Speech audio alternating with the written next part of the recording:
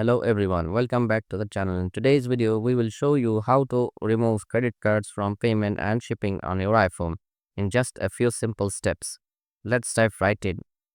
First things first, open up the wallet app on your iPhone. Once you're there, tap on the plus icon in the top right corner. You'll now see a list of your previous cards. From here, you can easily remove any of them. Next, go to the Settings app on your iPhone and tap on your Apple ID profile at the top. Once you're in, go to your profile, scroll down and select the payment and shipping option. You'll now see a list of your payment methods. To remove a card, just select it and enter your Apple ID passkey. Once you're done, the card will be removed from your payment and shipping information.